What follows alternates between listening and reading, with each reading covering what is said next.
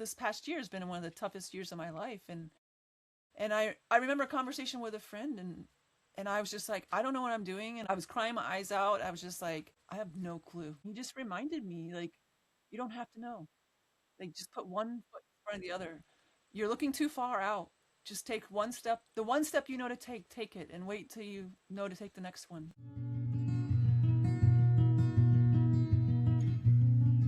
Welcome to A Beautiful Fix. I'm Tracy Hill.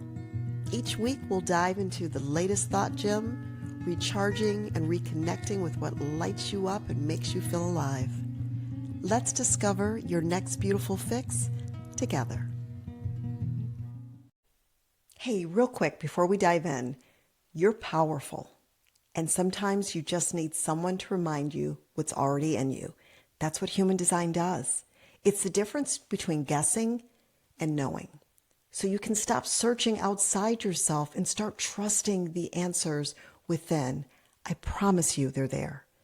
Grab your free chart at abeautifulfix.com, and when you're ready to go deeper, book a one-to-one session with me. All right, let's get into the episode. What if the life that scares you is the one that will set you free? That's a quote from my next guest, and that's the question at the heart of today's conversation. Today's guest is Kristy Halvorsen, author of Perfect Unfolding.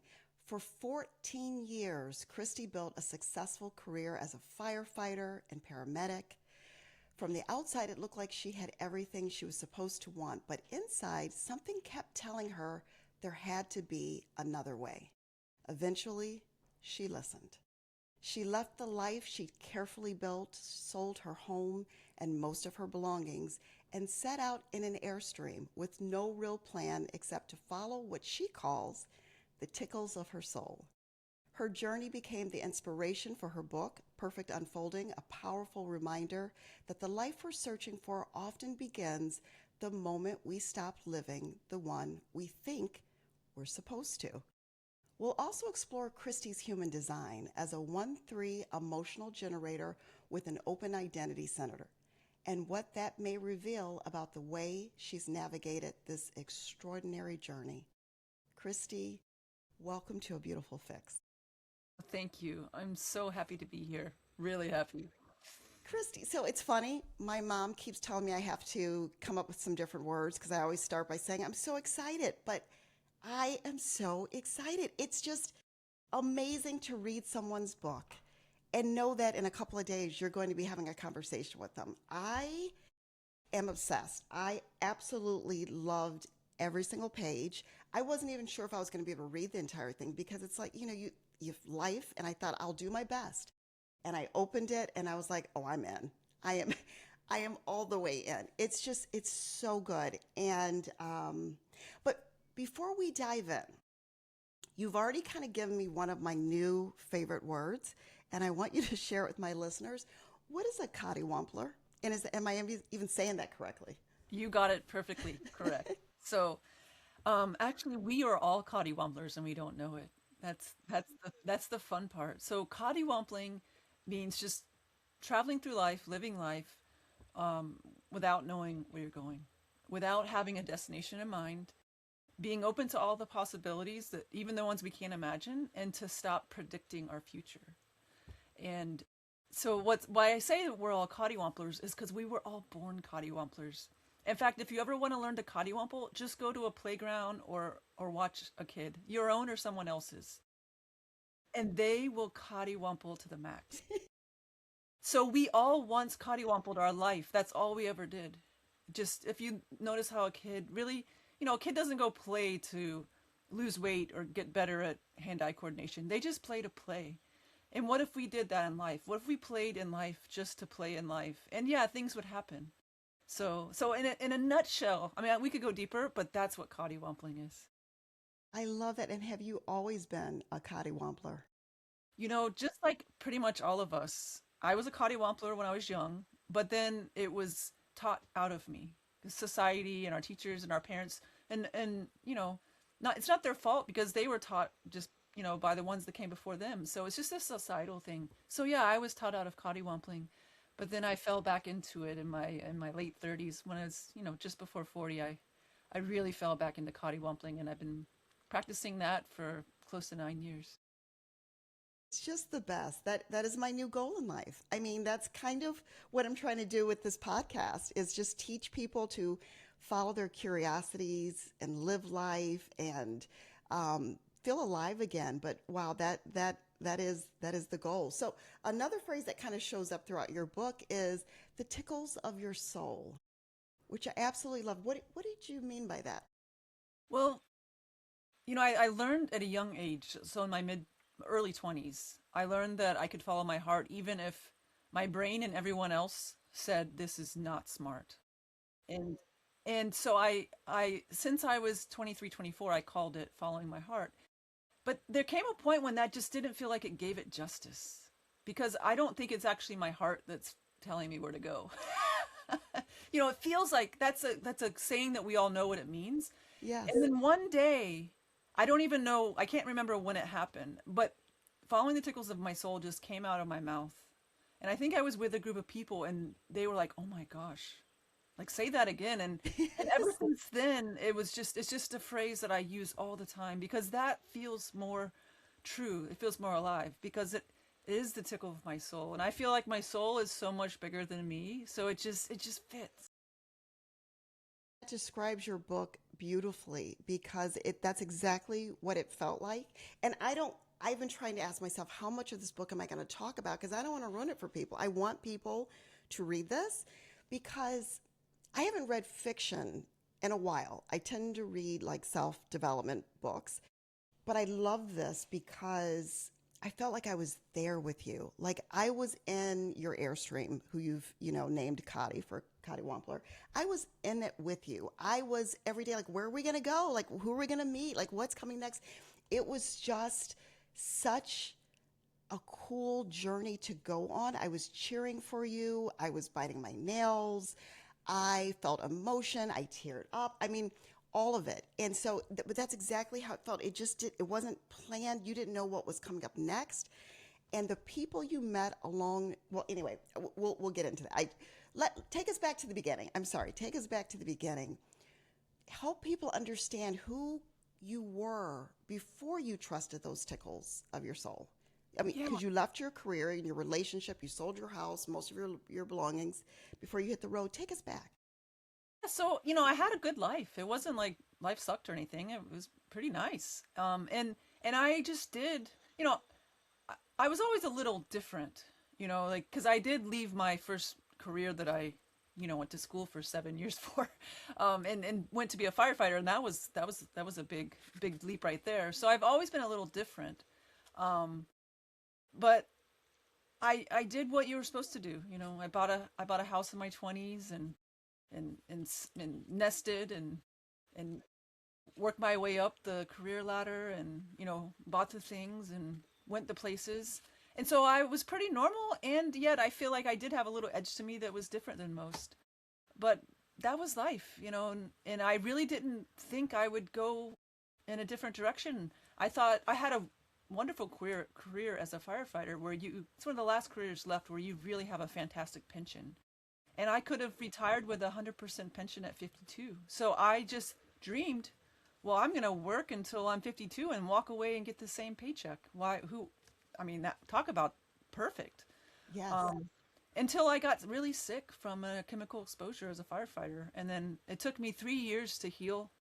And I was just getting back to quote normal.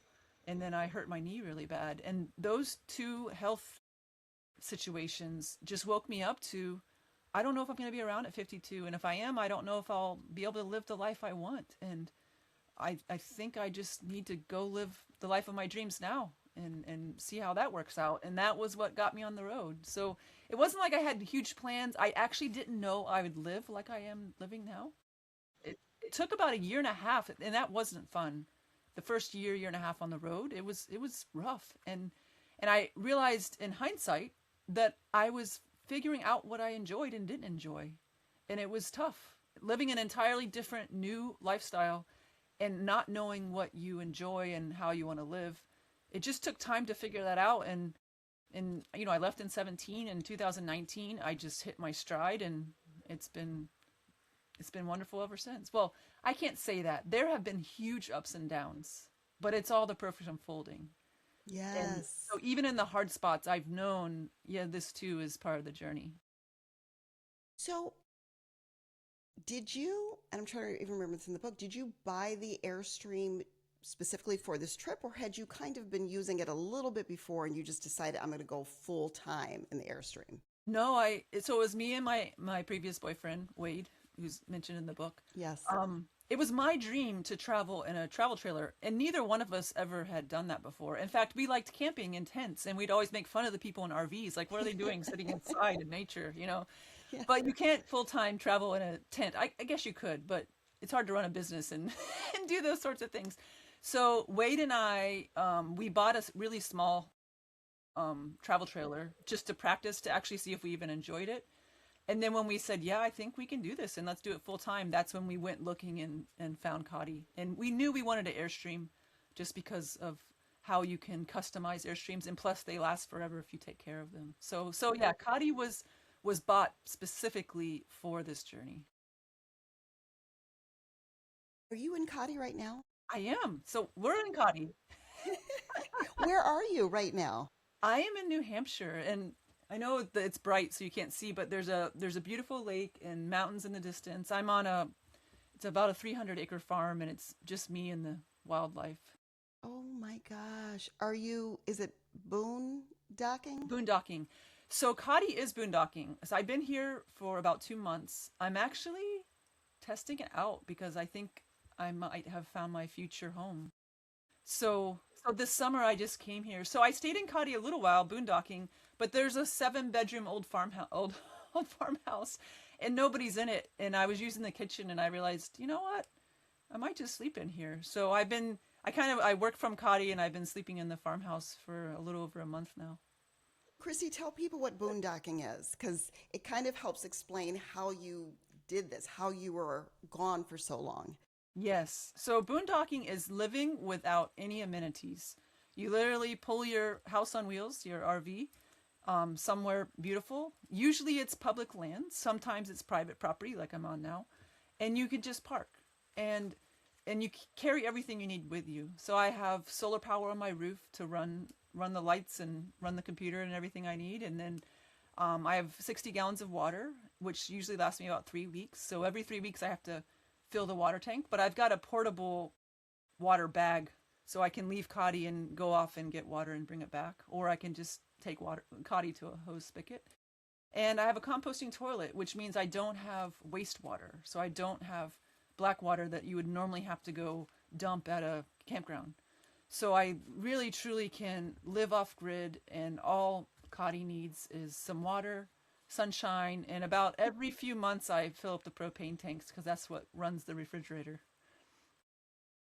I love it. First of all, I loved how Cotty and Casper was your truck that pulled Cotty, how they became characters in the book. I was, Yes. totally loving that. And the way you live, the efficiency, the way you the amount of water that you use, the creative way you stack the dishes in the sink so you kind of could rinse them all at once. All of that was just so, I don't know, for someone, when I was reading, I just kept asking myself, Tracy, could you do this? Everything that you did, could you do this? Because I had so many questions and they got answered throughout the book of how you did it, the laundry, food, being in places that are so remote. You mentioned that you drove at one point for 5 hours, and I don't think you saw a person. I don't even think you saw a structure. It was just nature, which sounds so amazing. Like I can only imagine or dream of experiencing that one day. But then you start thinking about the what ifs. Okay, so I'm out in the middle of nowhere, no one's around. That sounds great, but then what if this goes wrong? And you experienced so much of that in the book. I don't want to share too much about the book, but what what do you want to share? Well, it's just, first off, like I said, I didn't know I wanted to live like this. So everything you read about, how I wash dishes and all that, because I learned, water is my one big limiter. Like that's, I don't run out of sunshine, unless it gets cloudy, but even then I have a way of plugging Cotty into the truck and, getting a little bit of a power off there. So honestly, even though I live off solar, it's not a big deal, now that I've learned how to live like that. But water is something that is precious, and it's not, you have to actually go and find it and get it. And I love being so far out in the wilderness that it would be a pain to have to go fill tanks every week. And so nobody told me how to do that or suggested I live off of 3 gallons of water a day. But through time, I just realized I'd rather conserve water like it's gold.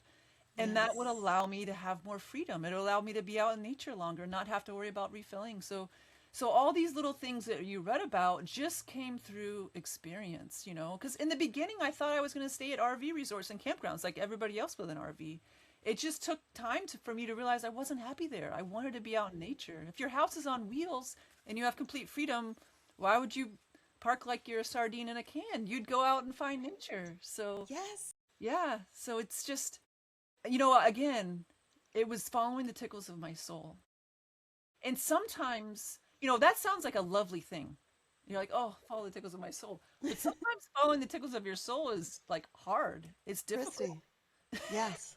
And, You got yourself into some pickles. yes, I did. Yeah. It, would you mind if I bring up the huge incident that you experienced out there in the wilderness? The The bike crash.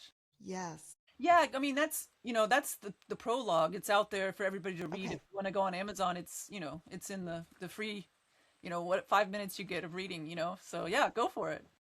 Oh my gosh. Again, I was with you on this journey. I just was. And everything that we did, every person you met, I was not sure. I was like, Christy, I don't know. I don't know about this single guy who's out in the middle of nowhere and it's just the two of you. Like, I don't know if this is a good idea. Wait, we're going to walk and go even further into a remote area. Like the whole time and everybody was so amazingly generous, Yes. so beautiful. Like it was a whole different level of humanity. It just made me believe again that man can be kind. Hmm. And people were so generous with food. If they would go fishing, they would just offer you their fish. Your little Cotty's freezer was filled with fish. Um, Campfires, when you needed to cook the fish, someone was like, hey, come join us. Like it was really the epitome of the universe provides. Whatever you needed, some kind. So, and sometimes it was just companionship. It was someone just inviting you in. So all of that was beautiful. But when you were on your bike and you're going down, barreling down, I think some hill at 25 miles per hour, I was screaming like, I don't think this is a good idea. And then when you mentioned feeling the pain in your spine, and please, you kind of take us through what happened. Yeah, it was a fluke thing. Like I've been on some treacherous trails, and that trail I was had some speed, and I was mountain biking in Newfoundland in the middle of nowhere, no phone service, nobody else around, and I remember when I vividly describe it in the book. That was my hope with this book, to describe things so vividly that you feel Yes. like it's happening to you. So I Yep. described the crash in a way I can't with my voice, but it just, as soon as I was like, oh my gosh, am I about to crash? But I'm like, no, I can save this. And then there was a point where I was just like, oh no. And I just remember smacking the ground and hearing, like, it felt like a chiropractic adjustment, and then just tumbling and then just coming to rest and not, not on the trail, in the forest now. And my bike landed on my chest. So I stopped on my back. I'm laying on my back looking up, and then my bike's laying on top of me, and the wheel still spinning. I remember hearing that click, click, click sound the wheel makes. Yes. And I was just like, what just happened? And oh my gosh, I must be hurt, because I actually almost blacked out. Like I lost vision. It went black, and I got the high pitched squeal to where you're like, I'm about to pass out. And I don't, sometimes people pass out and they don't know it. I'm pretty sure I didn't, but I might have.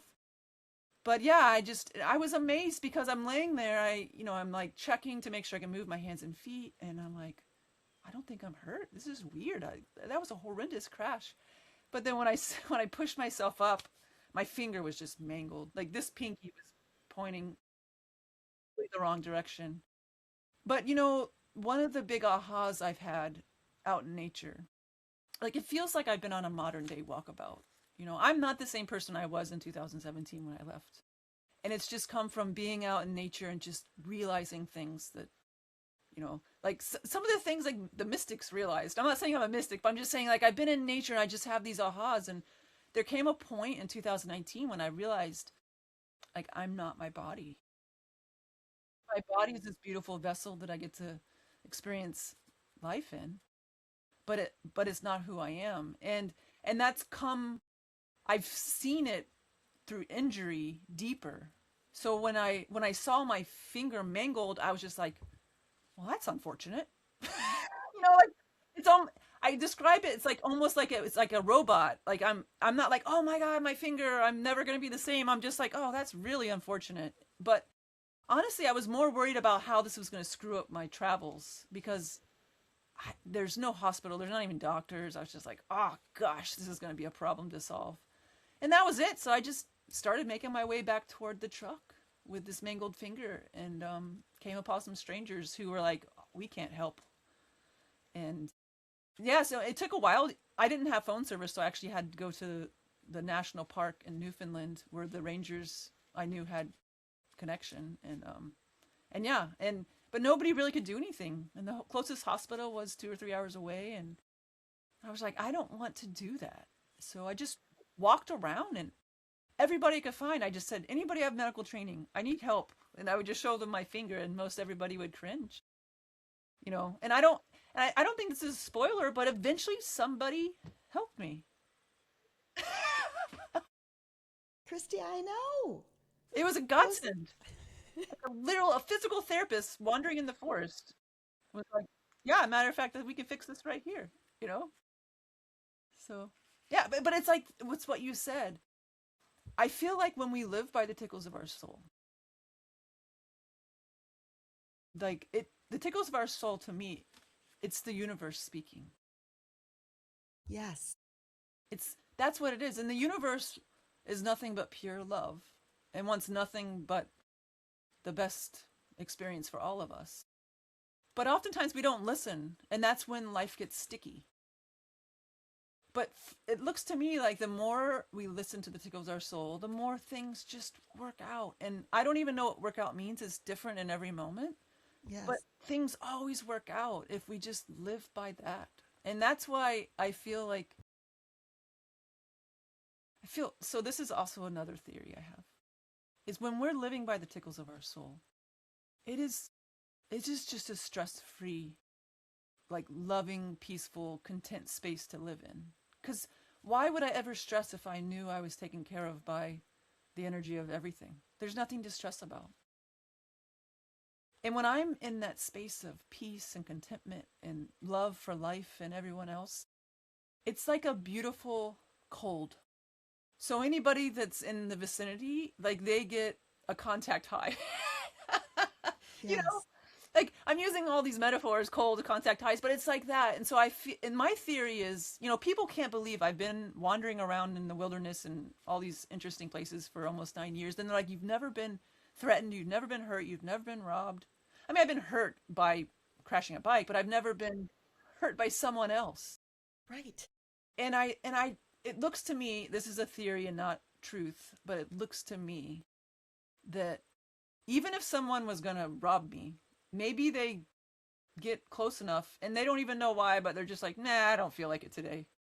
Mm, I don't know. That's a theory I have because life is so different in this space of contentment and stress-free, joyful living. you are living your life in a way that most of us probably will never experience.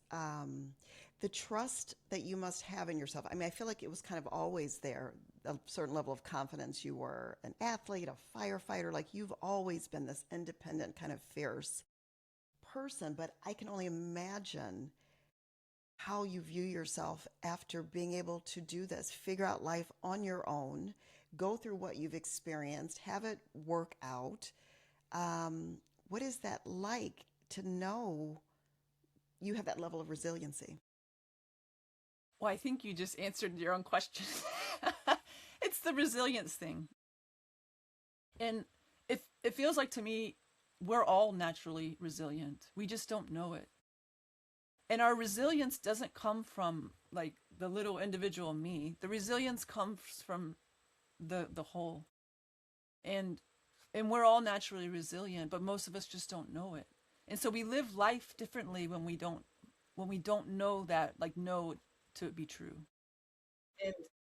And I still, the thing is, I still get confused. I still have no idea what I'm doing or where I'm going, or like in life, not just with Kadi, you know. Like I've had even, you know, this past year has been one of the toughest years of my life, and I remember a conversation with a friend, and I was just like, I don't know what I'm doing, and I'm crying. I was crying my eyes out. I was just like I have no clue. And I'm so glad that he knows me well. In fact, he's he loves my way of living and kind of has adopted some of it on his own, just in his own, you know, his own walkabouts, and plus just from hanging out. And he just reminded me, like, you know, I really was feeling pitiful, and he just reminded me, like, you don't have to know. Like, just put one foot in front of the other. You're looking too far out. Just take one step. The one step you know to take it, and wait till you know to take the next one. Like, in a really nice way, he said, chill the F out. You know?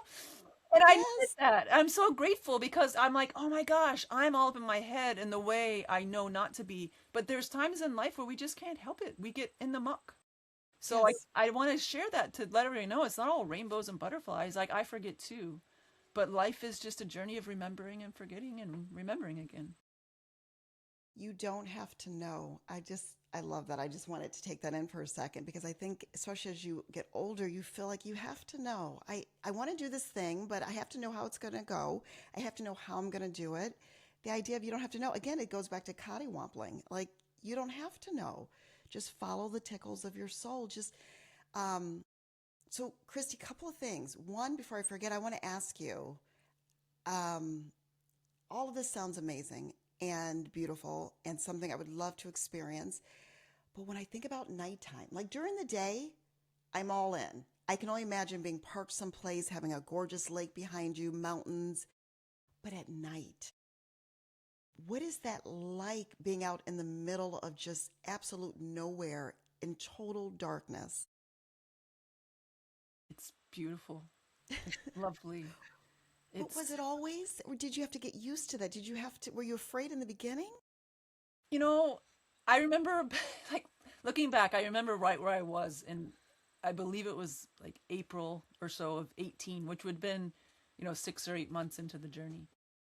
And this is a cute story because it was dark, and I rarely ever lock my door ever. My mom, she's passed now, but she was always like, "Honey, just lock your freaking door. Like, are you serious?" Like, especially when she was traveling with me, she's like, "If I'm traveling with you, we're locking this door," you know. Yes. So I was in Topanga, California. I was up on the mesa, and it was beautiful, and it was boondocking, and it was, you know, I was out in the wilderness, and it was somebody's backyard, but they owned a lot of acreage. And it was dark, and the coyotes would come every night, and and I and I could hear them, like they were literally, I don't know if they were under my trailer or they're like right outside the door, but they were so loud, and I got the willies, like just the noise that coyotes make. It Yes. sounds like a horror movie.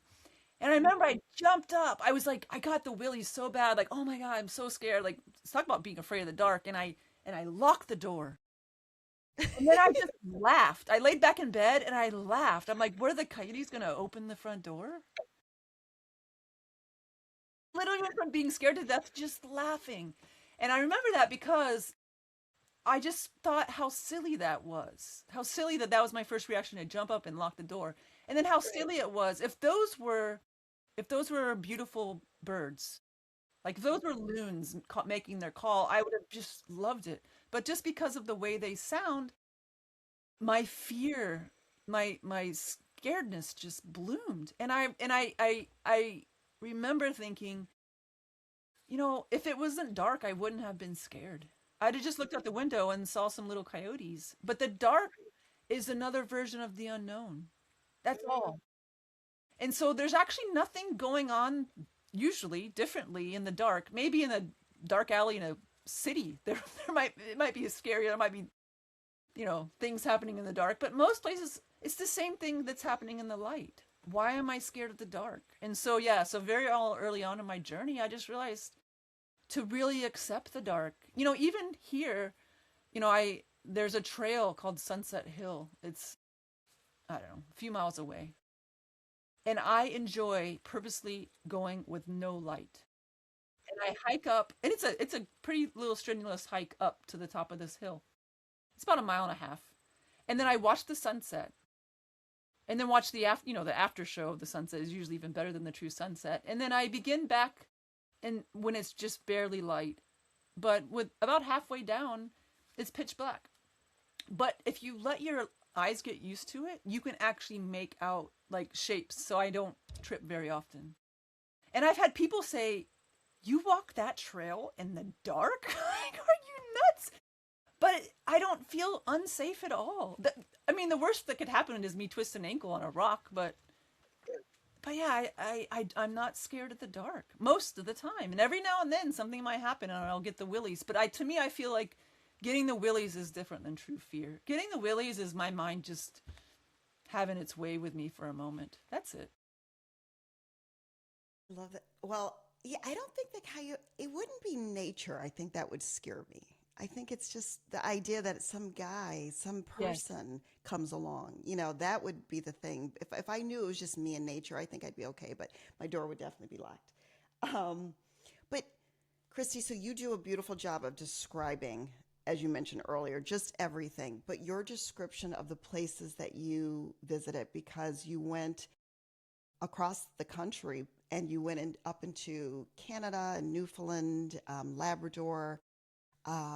It just sounded so, so, so beautiful. I'm just curious, what was the most beautiful place that you have visited in your travels? Man, it really feels like often it's wherever I am. Like it's just, I feel like taking the computer outside and showing you. And I'm not saying where I am as in right now. I'm saying usually it feels like the most beautiful places where I am, wherever I am. Like every place has its own form of beauty. Like even a city has its own form of beauty. I much Yes. prefer nature, but I mean, like where I am is gorgeous, and yet I've been thousands of places where I've I've so often said I've never been somewhere so beautiful. I've never been somewhere so beautiful. And then a week or a few weeks or a month later, I'll be like, oh my gosh, I've never been anywhere so beautiful. Like I'll get tears in my eyes, and it's happened so much that I've realized that like it's truly the cliche, the beauty is in the eye of the beholder. And yeah, sure, I can name some places that feel like they're just more beautiful than the rest. But there's a whole clump of them that are up at the top. I couldn't pick one. But yeah, I mean, that's one of the reasons I had to write this book is the experience in Labrador with William, you know, who I jumped on a 19-foot metal boat with a guy I didn't know and went off into the Labrador Sea. I mean, why not, right? And Right. then Newfoundland with its rugged coastlines, and the people of Newfoundland and Labrador are the most loving, kind, and I think that brings beauty of its own. Like you can be in a place, but when you meet the people and you feel the love they have for you as a complete stranger, and it's a whole society, it's not just a few. Like it's like the place gets even more beautiful. Yes, and I enjoyed you telling so much about the history of these places that you visited and the displacement of the indigenous people. I thought that was wonderful for you to just even acknowledge that and to feel that yourself and to just think about it because it's a whole nother level of sadness to hear you describe the beauty in this place, how gorgeous it was, and then realize that these people, had to move on. It just made it that much more painful. But yeah, one of the things that I realized, as I was reading, it's about three quarters through the way through, I realized this is a love story. It's a love story on so many levels, not just the obvious levels of love between a human being, human beings. It was a love story about freedom, of following the tickles of your soul, of giving yourself, believing in yourself enough to say, I am going to try. I'm going to see what this is like. I'm going to allow myself to experience. It was a love of the country and, how gorgeous it is. A love story about people and their level of kindness to each other. Um, it was a love story between people. The relationship with your mom. I'm sorry to hear of her passing. You had such a beautiful relationship with her. So did you start off to write a love story, or did it just kind of turn into that? Oh, I'd written the whole book and I hadn't realized it. It was on the edits. Mm, I mention it in the epilogue about how I realized this is this whole book is about love. And you said it best. It's a love story. Like it's the story of me falling in love with life, you know, in all parts of life. And I'm so thankful that I don't even believe it was me. It's not like I had the courage. It's just I'm so thankful I was gifted whatever I needed to go on this journey. And then to make it through that really, really hard first year or so. Because there's so many times I could have just said, I quit. I'm going to go rent an apartment somewhere. This is yes. not fun. But going on this journey, like I fell in love with life and people and nature and God and all of it. And I feel like that is my message to people is, to give yourself the chance. If what if you follow the tickles of your soul and your tickles are completely different than mine? Like, but I feel like the more of us that are living in this way, like true to where we're being pulled and nudged, the more it opens up for everyone because we're living proof. Like hopefully someone listening like could hear the tenderness in my voice when I was just sharing about falling in love with life because you don't have to buy an Airstream and wander into the wilderness to do this. You can fall in love with life from right where you are. It's just a matter of being open to the unknown and to following those nudges. Like your nudges and your tickles will guide you everywhere you need to be. And and I can look back and see the really really hard parts were some of the most important parts of my journey. And so one of my other like invitations to people is to let go of all judgments and expectations and labels because those are just man-made constructs. Who am I to judge what's good and bad? Because some of the parts where I would have labeled as bad were the most important parts of my life.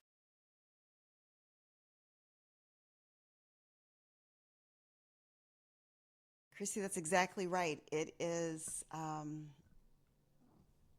really learning to trust ourselves, trust the journey, um, and understand that there are so many things that you just said because part of it is, excuse me, but my cat Jade loves to join these conversations. But a lot of it is just, yeah, just trusting yourself and not giving up. Things can be hard and be beautiful, and both can be true. And so you set out to do this. Yes, a year of trying something and it's still hard. So many of us would say, well, that's it. I mean, I gave it a try. But because you kept going and you trust it, uh, it turned into this beautiful thing. So I think there's a lot of little lessons, tucked in there, and just learning to trust yourself. That's the part that I love the most. That's something that I'm always trying to get people to just do. Is we're so used to trusting our mind all the time when so much lives in our body. Our body is speaking to us, all the time. And I wanted to just touch on your human design because, as I was reading the book, I was thinking about that, just you being a 1-3 emotional generator. So, what that means is, the 1-3 profile, it is the person that learns through trial and error. They learn through lived experiences. They're meant to get out there and get messy and just do the thing. And then through those adventures, that is how you help others. People, it's less theory and more just, seeing through your lived experience. And you can't get it wrong. You're either, winning or you're learning. And clearly you demonstrated that. Generator is all about following what you love because it regenerates our battery. We have more energy for when we're doing something we love. But what's truly unique about your human design is you mentioned that you have all of your centers, your energy centers defined, except for the identity center. And when I heard that, I thought it makes sense. First of all, that's rare to have so many centers defined, except for one. But the identity center is all about identity. It's also about love. It's like our compass in life. And so there's nothing good or bad in human design. It doesn't mean you're lacking anything by having that identity center not defined. It just means that you're fluid there. You're not fixed. So your identity is not fixed. You are, your environment and who you're around is going to have a little bit of an imprint on that identity, which is gorgeous because you get to be fluid with life. You get to be many different things. And our identity centers is where we become very wise because we get to experience energy from others. We become very wise there. When you do not have a defined identity center, sometimes you may not have clear direction. And so the idea of cottywampling goes beautifully with that, of not having to have this set plan. You may question your lovability. And that was something that ran throughout your book, you know? So, and just not having a fixed, it's like this chameleon energy. My son has an undefined identity center, and he's just a chameleon. When he's around this group of people, he's that group of people. When he's around this, and it doesn't mean you don't know who you are, it's just you can ebb and flow and experience all of these different ways of being. Does that resonate with you? It completely resonates. And I tell you what, I'm really new to human design. It was about a year and a half ago when I was first introduced, and I remember just reading a tiny bit, and I was just like, "Oh my goodness, like this makes so much sense." But even what you've just shared with me is more than I've known about myself and what all that means. But it makes so much sense. Like I remember, when I was a firefighter and I first worked on in Southeast Florida on the Atlantic coast, and there's so many cultures and so many different people over in that area, and it was funny because I noticed I would be on calls as a paramedic or doing firefighter stuff, either one, and I would like, what am I doing? I would pick up the accents of the people I'm with, and I'm like, and I almost felt fake because I'm like, why is my act like, what is going on? And so I was like, I'm like in myself because I've always been kind of self conscious, and I was like, oh my gosh, I hope people don't think I'm making fun of them or that my friends are gonna judge me. Like, why is your accent changing? Like, you're a white girl from Florida. Stop talking like that. Like, but it's but then once I heard about this, I'm like, oh, that's why my accent would change because I wasn't trying to do it. And it's just so weird. Why would your accent change? Speaking to someone for 15 or 20 minutes, it doesn't make any sense until, right? Yes. And so, okay, I have a question that I was grappling with, whether or not I was going to ask. Kind of an odd question, but I just want to ask. I'm just curious. So, again, as I was reading this book and going along with you on this journey and seeing the graciousness of humans and how they took you in, and I don't even know if you can answer this question, Kristy, but do you think as a woman of color that and I'm not even saying it from a like a horrible racism standpoint, but just from human nature. Do you think a woman of color or a person of color traveling to the places that you went, to the remote locations, would have received the same level of openness and generosity as you did? Any thoughts on that? It's hard. I really don't It's know. hard. I really don't know. Like my gut instinct is no. Just because of, but then again, I've traveled to different places in the world, and the United States is a special, I'm using my air quotes, a special place because so many places don't have just the racism that we do here. And of course I couldn't mention everything about my life in the book or had been an encyclopedia, but in the book I mentioned how my mom left me when I was 13. Well, I was pseudo adopted by my basketball coach, who happened to be a black female, and I was welcomed into her family. So I've spent many of Easter's and Thanksgivings and and as the only white person in a big old black get together.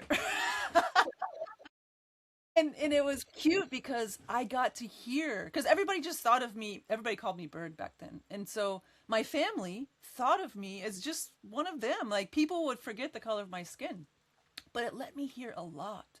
It let me hear a lot of what people of color go through. And then even going shopping, like I'd never been followed around a store before, but then I go with my friends and family who don't have white skin, and I'm like, what is going on? Like, why is this guy following us around? This was as a young kid. This was me at 13, 14, 15 years old. And so I feel it was such a gift to see, no, there's a big difference. And, you know, it's sad, but I have a privilege because of the color I came out of my mother's womb, the color of my skin.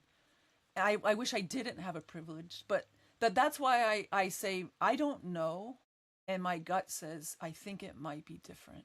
Like I feel bad for saying that because it shouldn't be. It shouldn't make a difference, But then again, spending time with the indigenous people that I have, like I can see how they're judged. They're judged in their own land. Yes. So yeah, I would love it if the answer was no, but I feel like that would be ignorant of me to say that there's no difference. I think there might be in this space in the country and the way of life that we live in. I think it might be different.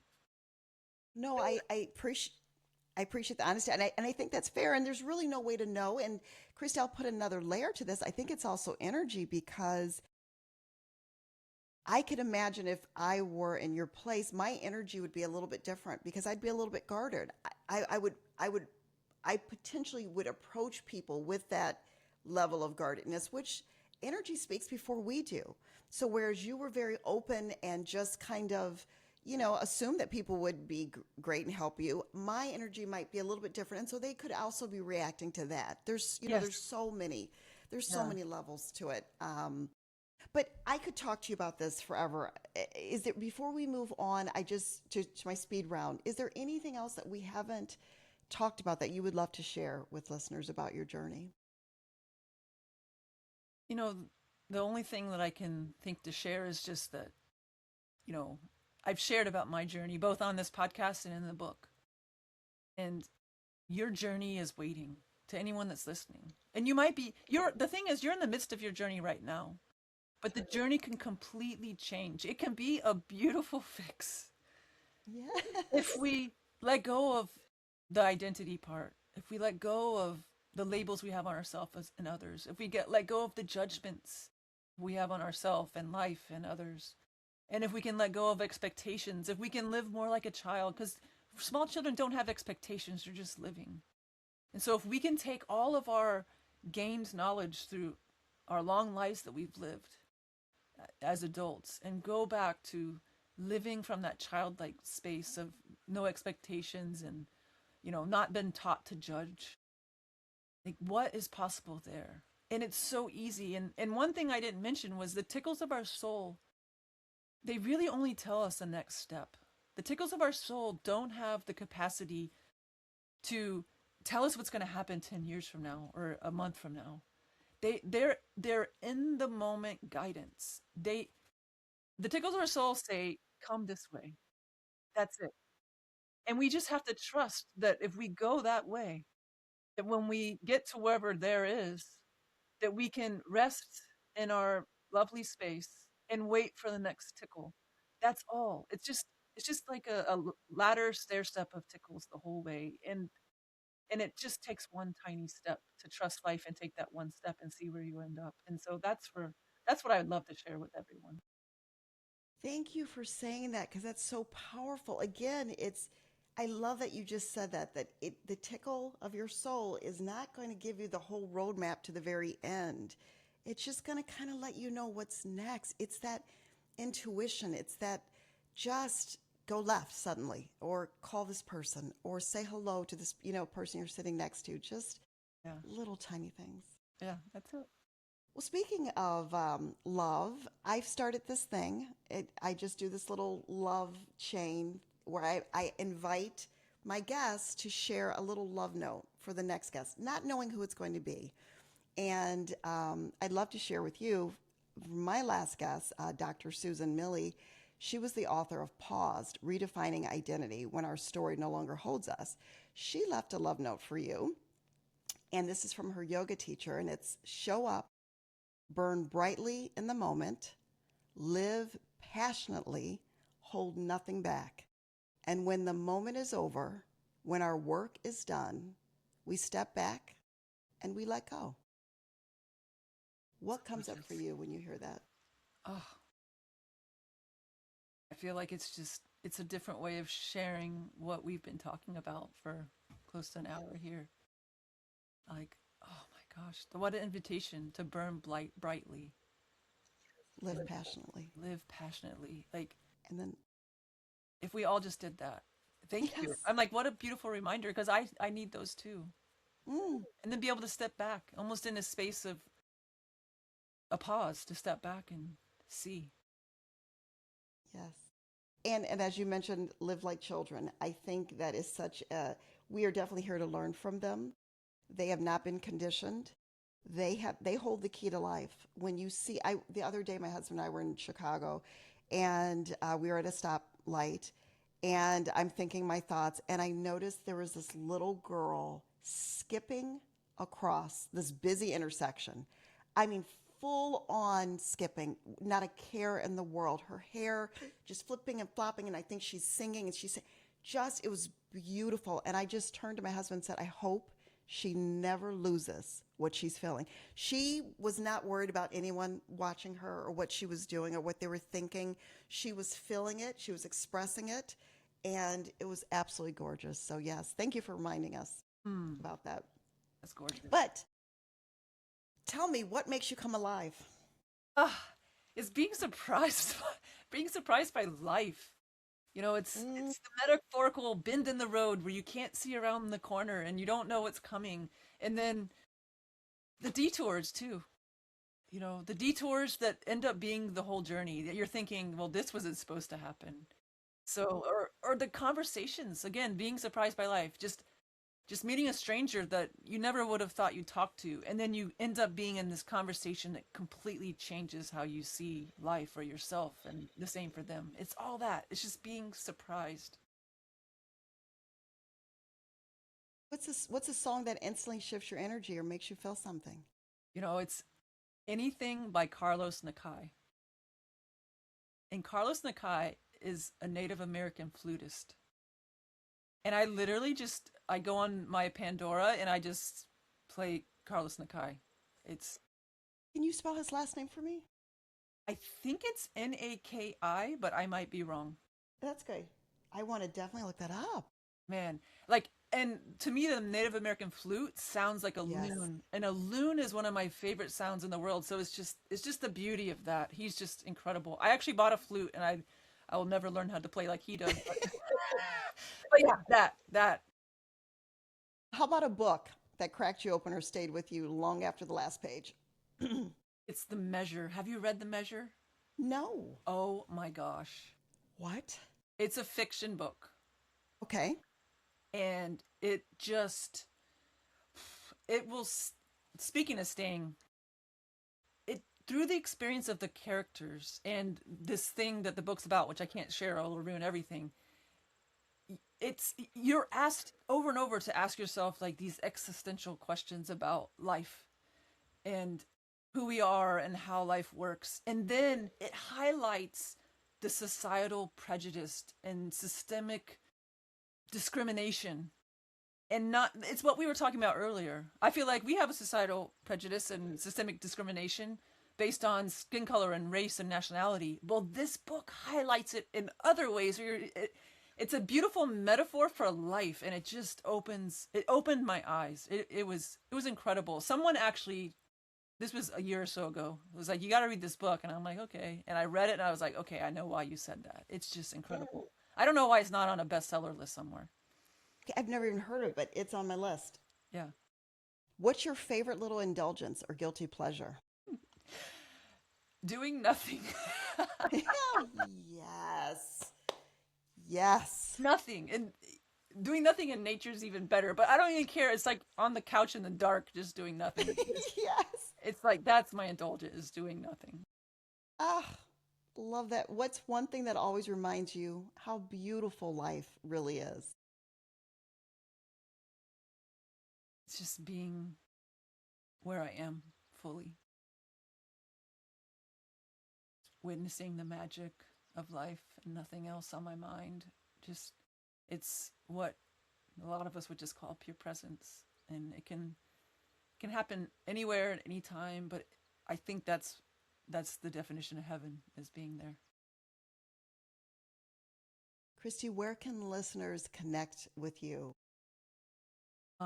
The best place is to perfectunfolding.com, and that's more information about my book and the journey I'm on, and then Instagram if you want to follow along in pseudo real time. I'm not one of those Instagram people that post every day, but you can get something usually once a week or so. But those are two places that would be great to follow along. Wonderful. Well, Kristy, I'd like to close with your words, actually, a quote from your book. Let me pull out my glasses. Hold on one second.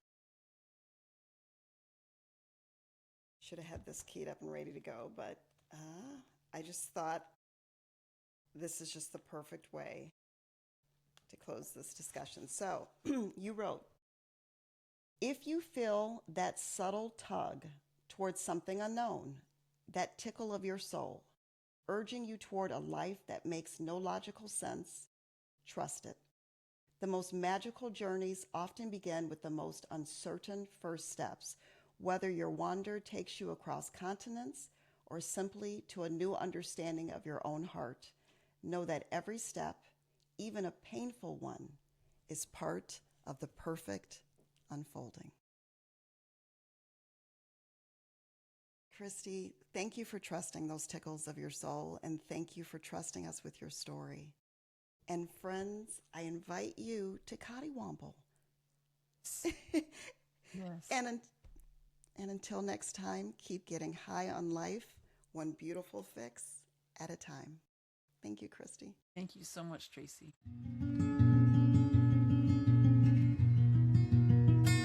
Thanks for listening to A Beautiful Fix. If you enjoyed today's episode, be sure to subscribe and leave a quick review to help others find us.